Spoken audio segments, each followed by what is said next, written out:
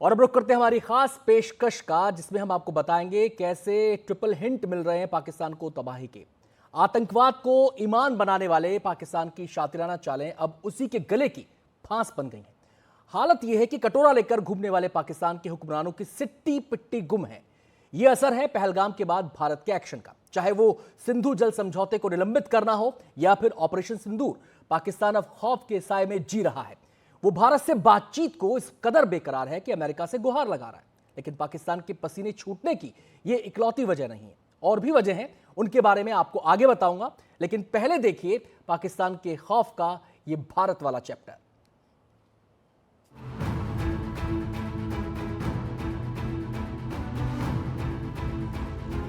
एक मुल्क के मिट जाने का खौफ क्या होता है, ये पाकिस्तान से पूछिए। परमानेंट तबाही का खतरा क्या होता है, ये पाकिस्तान से पूछिए। ईरान और इजराइल की जंग का असर क्या होता है, ये पाकिस्तान से पूछिए। कुएं से निकलकर खाई में गिरने का खतरा कितना बड़ा होता है, ये पाकिस्तान से पूछिए। और हिंदुस्तान से अदावत की कीमत कितनी बड़ी होती है, ये बात भी पाकिस्तान से ही पूछिए। आतंक की फसल उगाने वाले पाकिस्तान के खिलाफ भारत का ऑपरेशन सिंदूर जारी है। पाकिस्तान को घुटनों पर लाने के बाद भारत की तरफ से एक्शन वाला बटन पॉज मोड में है, लेकिन सिर्फ ऑपरेशन के शुरुआती 4 दिनों में ही भारत ने उसे ऐसी चोट दी कि दर्द से बिलबिलाता पाकिस्तान भारत से बातचीत के लिए मिन्नतें कर रहा है।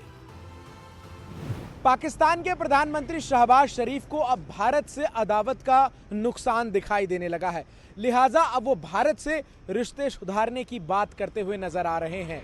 जम्मू कश्मीर, आतंकवाद, व्यापार, सिंधु जल संधि जैसे कई अहम मुद्दों पर वो भारत से बातचीत करने की इच्छा कई बार जाहिर कर चुके हैं। ये तमाम बातें एक बार फिर उन्होंने अमेरिकी विदेश मंत्री मार्को रूबियो के साथ हुई टेलीफोन पर वार्ता के दौरान दोहराई है। शहबाज शरीफ ने शुक्रवार को अमेरिका के विदेश मंत्री से फोन पर बात की। इसी बातचीत में भारत से गुहार वाली अर्जी लगा दी। सबसे हैरानी की बात यह है कि भारत से बातचीत के लिए अमेरिका के आगे शहबाज के गिड़गिड़ाने का ढोल भी किसी और ने नहीं, पाकिस्तान के सरकारी टीवी पीटीवी ने ही पीटा। पाकिस्तान के नेशनल टेलीविजन के सोशल मीडिया पोस्ट के मुताबिक शहबाज शरीफ ने अमेरिकी विदेश मंत्री मार्को रूबियो से कहा कि पाकिस्तान भारत से सभी मुद्दों पर बात करना चाहता है। भारत के साथ सिंधु जल संधि पर बातचीत चाहता है।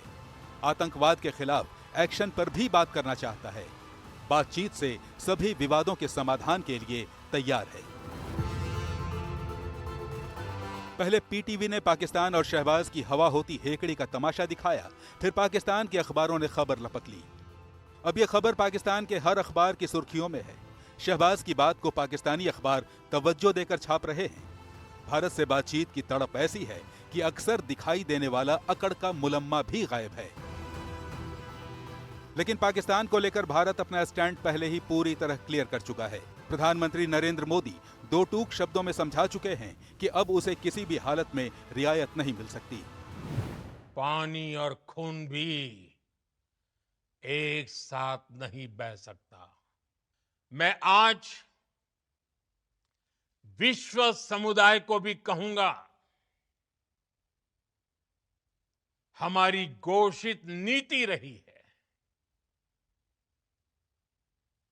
अगर पाकिस्तान से बात होगी तो टेररिज्म पर ही होगी। अगर पाकिस्तान से बात होगी तो पाक ऑक्युपाइड कश्मीर पीओके उस पर ही होगी। प्रिय देशवासियों, आज बुद्ध पूर्णिमा है। भगवान बुद्ध ने हमें शांति का रास्ता दिखाया है। शांति का मार्ग भी शक्ति से होकर जाता है। भारत पाकिस्तान को साफ साफ शब्दों में यह भी समझा चुका है कि पाकिस्तान से अब अगर बात होगी तो सिर्फ पीओके के मुद्दे पर होगी, किसी और मुद्दे पर नहीं हो सकती। अब जब भी बात होगी केवल आतंकवाद पर बात होगी, पीओके पर बात होगी और किसी दूसरे मुद्दे पर पाकिस्तान के साथ बात नहीं होगी। प्रधानमंत्री नरेंद्र मोदी और रक्षा मंत्री राजनाथ सिंह की इन खरी खरी बातों के बाद भी अगर पाकिस्तान भारत के आगे गिड़गिड़ा रहा है तो उसके पीछे पाकिस्तान की मजबूरी है। वो जानता है कि अगर मिटने से बचना है तो भारत से सुलह जरूरी है,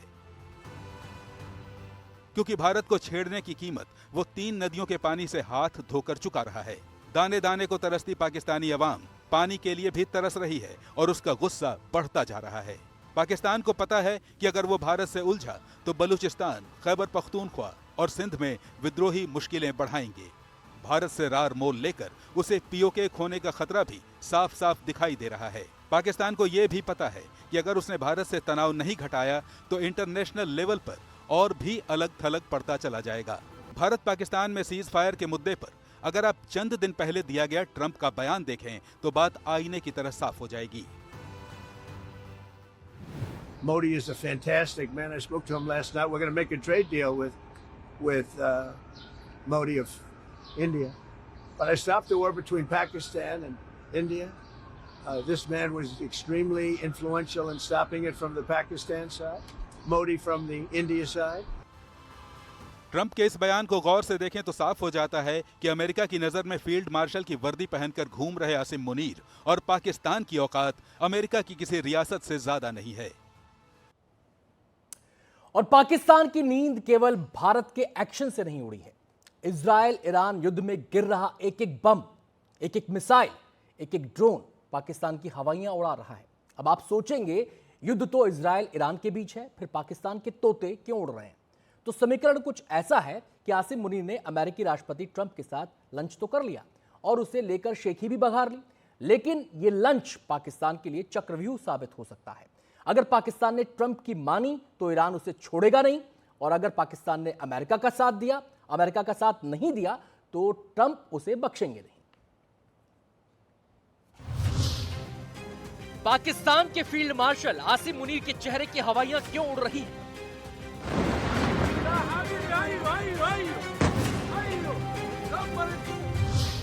पाकिस्तान के वजीर आजम शहबाज शरीफ की नींद हवा क्यों हो गई है?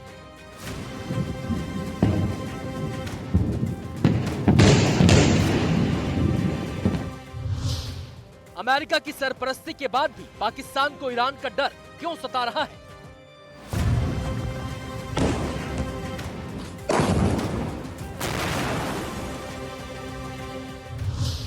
पाकिस्तान को अपने पड़ोसी ईरान से वार्निंग बेल यानी खतरे की घंटी क्यों सुनाई दे रही है?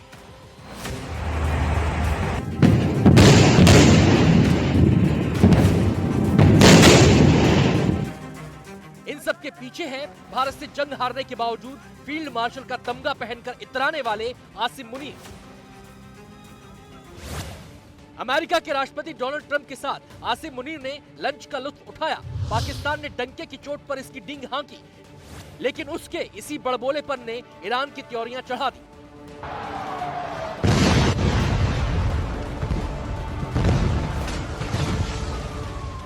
अब ईरान ने पाकिस्तान को खुली चेतावनी दे दी है। नाम लिए बिना साफ साफ कह दिया कि अगर इजराइल के साथ चल रही उसकी जंग में किसी तीसरे देश ने दखल दिया तो अंजाम बहुत बुरा होगा। ये पाकिस्तान की हर हरकत पर नजर रख रहे ईरान के सीनियर डिप्लोमेट जावेद हुसैनी। नई दिल्ली में ईरानी दूतावास के उप मिशन प्रमुख जावेद हुसैनी ने मीडिया से बातचीत में पाकिस्तान की तरफ इशारा किया और गंभीर नतीजे भुगतने की चेतावनी दे दी। I hope that they won't do this one, because there is difference between propaganda, because many actually false and some biased allegation are in the medias, and you can find it everywhere. But I hope that Pakistan won't go for that one and stand with Iran against the Israeli aggression, because the aggression of Israel against Iran, definitely, if it is not stopped, the next one would be another country who will support that. Iran के इसी बयान के बाद पाकिस्तान में खौफ का metre high हो गया है और सवाल उठ रहे हैं कि अब तक इजराइल को निशाना बना रहा ईरान क्या अपनी मिसाइलों का मुंह मोड़ने वाला है? ईरान की खतरनाक मिसाइलें क्या अब इजराइल के साथ साथ पाकिस्तान पर भी बरसने वाली हैं? दरअसल जब ईरान और इजराइल का युद्ध शुरू हुआ तब पाकिस्तान के विदेश मंत्री इशाक डार नेशनल असेंबली में खड़े होकर ईरान के खिलाफ इजराइल के एक्शन को इंसानियत पर हमला बता रहे थे। इजराइल पर लगाई जाने वाली इंटरनेशनल लॉ की धाराएं गिनवा रहे थे और इस्लामिक मुल्क होने के नाते ईरान के साथ जीने मरने की कस्में खा रहे थे। Iran has the right to self-defense under Article 51 of the UN Charter. Pakistan stands in resolute solidarity with the people of Iran. लेकिन एक लंच डेट से खेल पलट गया। इधर अमेरिका के राष्ट्रपति डोनाल्ड ट्रंप की तरफ से पाकिस्तान के फील्ड मार्शल आसिम मुनीर को न्योते की बात चली। उधर पाकिस्तान की आवाज से लेकर अंदाज तक सब कुछ बदल गया। ईरान ने दावा किया कि अगर इजराइल ने उस पर एटम बम दागा तो पाकिस्तान उसकी तरफ से एटमी हमला कर देगा। लेकिन पाकिस्तान ने पूरी बेमुरवती से ईरान के बयान को खारिज कर दिया। जनरल्स को कोट करके कि जी पाकिस्तान ने ये कहा है कि अगर इसराइल ने हमारे ऊपर न्यूक अटैक किया तो पाकिस्तान इसराइल के ऊपर न्यूक्लियर हमला कर देगा।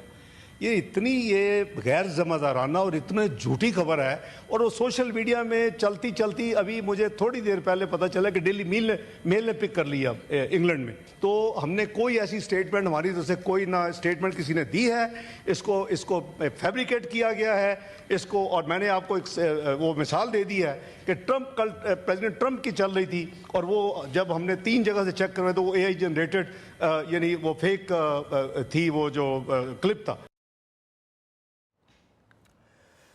पाकिस्तान की हालत अजीबोगरीब हो गई है। एक तरफ ईरान और अमेरिका का डर है, दूसरी तरफ इजराइल ने भी उसकी टेंशन बढ़ा रखी है, चिंता में डाल रखा है उसे।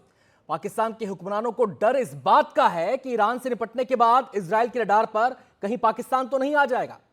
और इसकी वजह क्या है? इसकी वजह यह है कि इन दिनों इजराइल के प्रधानमंत्री बेंजामिन नेतन्याहू का एक पुराना बयान पाकिस्तान में चर्चा का विषय बना हुआ है।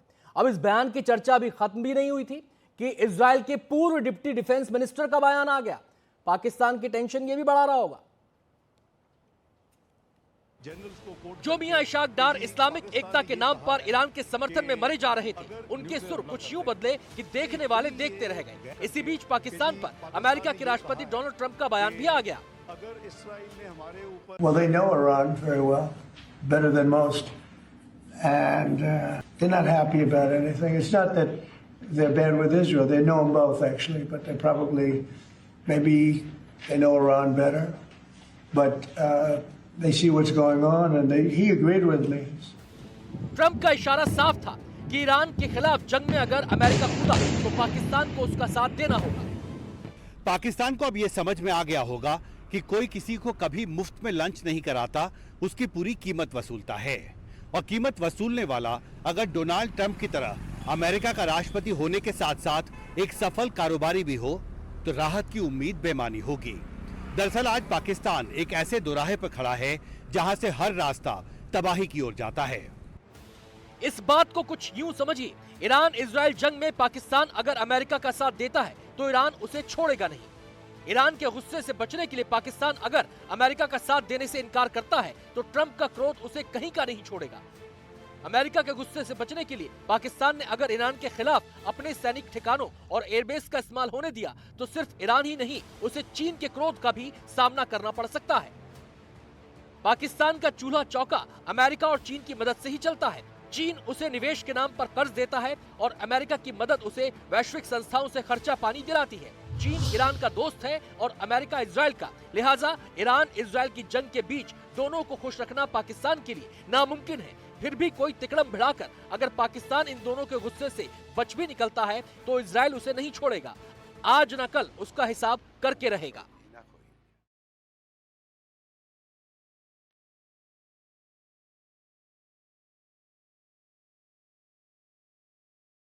ईरान पर इजराइल का यह हमला देखिए।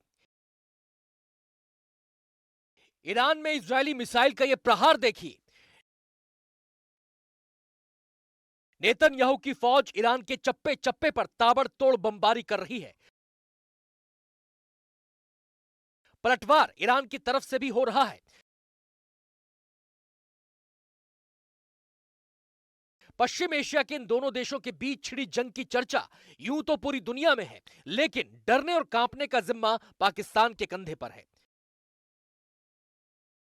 पाकिस्तान के एक तरफ भारत है, दूसरी तरफ अफगानिस्तान है, तीसरी तरफ ईरान है। ईरान और पाकिस्तान एक दूसरे के पड़ोसी हैं। इजराइल की सीमा से पाकिस्तान की दूरी 2424 किलोमीटर है।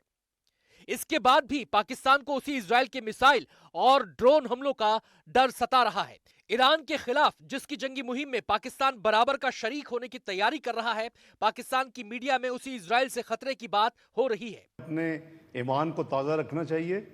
इनकी ऐसी तैसी जो ऐसी मैली आग से पाकिस्तान की तरफ देखे, मेरा ख्याल है इनके लिए बहुत बड़ा तजर्बा हो चुका है। 6 मई की रात और 10 मई की सुबह तक ये हम नहीं गए थे किसी के पास कि जी आप जंग रुकवा दें, ना हमने को पहली एस्केलेटिव मूव की थी। अब इस बातचीत की वजह भी जान लीजिए। इसकी ताजा वजह है इजराइल के x deputy defence minister mayor मसरी का सोशल मीडिया पोस्ट, जिसमें साफ साफ लिखा है कि ईरान के अभियान के बाद इजराइल पाकिस्तान के परमाणु कार्यक्रम को तबाह करने का प्रयास कर सकता है। यह इजराइल की तरफ से पाकिस्तान के खिलाफ दी गई खुली धमकी है। इजराइल की यह धमकी अगर किसी और वक्त आती तब शायद इसका उतना असर नहीं होता, लेकिन टाइमिंग पर ध्यान दें तो इजराइल ने परमाणु हथियार बनाने से रोकने के नाम पर ही ईरान पर हमला किया है और इसी बीच आए सोशल मीडिया पोस्ट ने पाकिस्तान की धड़कनें बढ़ा दी हैं।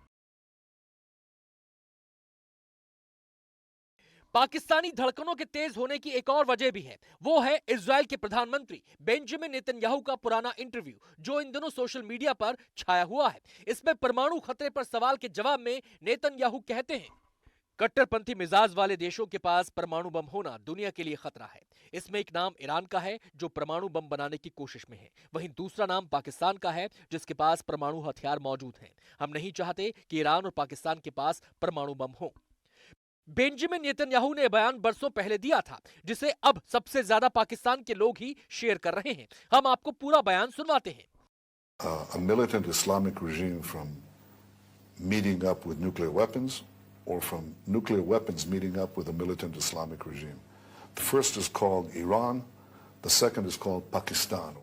Because if these radical regimes have nuclear weapons, they will not obey the rules that have been obeyed in the इसमें last. बेंजामिन नेतन्याहू साफ साफ कह रहे हैं कि वो जिन दो देशों के पास परमाणु बम नहीं देखना चाहते उनमें एक ईरान है और दूसरा पाकिस्तान है।